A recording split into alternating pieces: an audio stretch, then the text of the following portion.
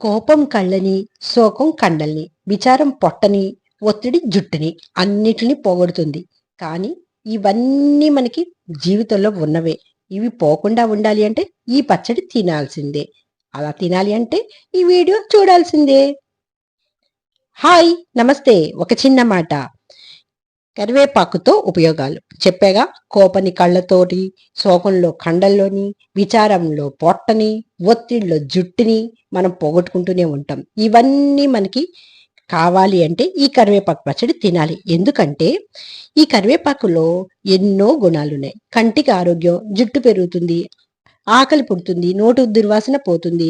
Main మనం daily కరివేపాకుని రెగ్యులర్‌గా తిన్నట్లయితే, ఆహారంలో భాగంగా తీసుకున్నట్లయితే జీర్ణక్రియ జరుగుతుంది.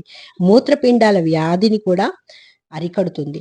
మెయిన్ ఆరోగ్యంగా ఉండాలి, మన ఫేసు చమకుమంటూ మెరిసిపోవాలి అనంటే, కాంతివంతంగా మెరవాలి, అదేనండి గ్లో అవ్వాలి అనంటే గనక కరివేపాకుని మనం డైలీ మన ఫుడ్‌లో ఉండాలి. కరివేపాకు మన కూరలో వస్తే తీసి పడేస్తాం, పోపుల్లో వస్తే తీసి పడేస్తాం. అసలు కూరలో కరివేపాకునే వెయ్యం.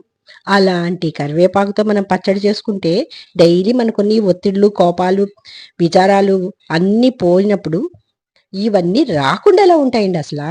అవన్నీ జీవన శైలిలో ఇవన్నీ తప్పకుండా వస్తాయి. కానీ వాటిని తట్టుకునే శక్తి రావాలంటే ఈ కరివేపాకు పచ్చడి తినాల్సిందే. అందుచేత ఈ కరివేపాకు పచ్చడి చేయడానికి కావాల్సిన ఇంగ్రీడియెంట్స్ అయితే మినపప్పు, జీలకర్ర, ఎండుమిర్చి, వెల్లుల్లి. వీటినన్నిటిని దోరగా వేయించుకున్నాక నేనైతే ధనియాలని డైరెక్ట్‌గా వేయలేదండి. ధనియాల పొడి వేశాను. మీరు కావాలంటే ధనియాలని డైరెక్ట్‌గా వేసుకోవచ్చు. నేను పొడి ఎందుకు వేశానంటే ఆకుని కచ్చా బిచ్చా పెడతాను కానీ మిక్సీలో పూర్తిగా నలగనివ్వమాట. ఈ మసాలాలన్నీ ఏసినప్పుడు తాలింపులు వేసుకుంటాం కాబట్టి అప్పుడు సరిపోతుంది. ఈ పోపులు సరిగ్గా వేగలేదనుకోండి, సరిగ్గా మిక్సీ పడలేదనుకోండి, ధనియాలు మనకి నోటికి తగులుతూ ఉంటాయన్నమాట. అందుకని ధనియాల పొడి వేశాను. నాకు ఇక్కడ ఒక 3 గుప్పుల కరివేపాకుకి కావాల్సిన పోపు సామాన్లు తీసుకున్నాను. మీరు వాటికి సరిపడా మీరు తీసుకోండి. ఎందుకంటే కారం ఎక్కువ తక్కువలుంటాయి కాబట్టి. ఇలా వేయించుకున్న పోపు సామాన్లు దోరగా గోల్డెన్ కలర్‌లోకి వచ్చాక అందులోనే కరివేపాకు కూడా వేసి మగ్గబెట్టండి చాలు. బాగా ఫ్రై చేయవసరం లేదు. ఆకు మగ్గితే చాలు. మరీ మనము కారపొడికి, మినపొడికి వేసుకున్నట్టుగా కరివేపాకుని వేయించొద్దు. జస్ట్ మగ్గపెట్టండి. అంతే. మగ్గిపోయింది ఆకు సిమ్‌లో పెట్టేసేయండి. మొత్తం చల్లారబెట్టేయండి. స్టవ్ ఆపేసేయండి.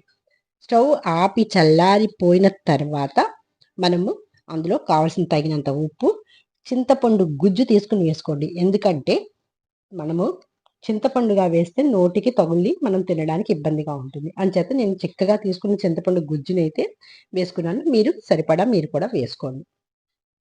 ఇది నిలవ కూడా ఉంటుందండి.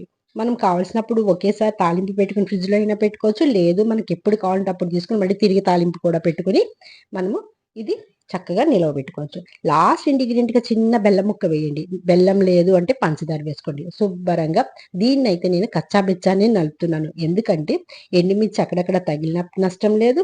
మినపప్పు ముక్కలు చక్కగా మనకి నోటికి తగులితే ఆ టేస్టే బావుంటుంది. ఇంకా దాన్ని మిక్సీ పెట్టేసిన తర్వాత హ్యాపీగా మళ్ళీ మనము తిరగమోతేసుకోవడమే. ఇంక అందులో ఏమేముంటాయి మన ఇష్టం. ఆవాలు, జీలకర్ర, ఎండుమిర్చి, కరివేపాకు, మళ్ళీ కరివేపాకు అనకండి బాబోయ్! అనంటే కరివేపాకుని స్కిప్ చేసుకుందాం.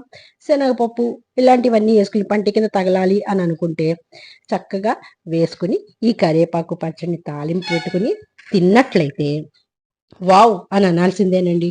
టేస్ట్ అయితే అదిరిపోతుంది. ఇంకా ఆకలంటారా?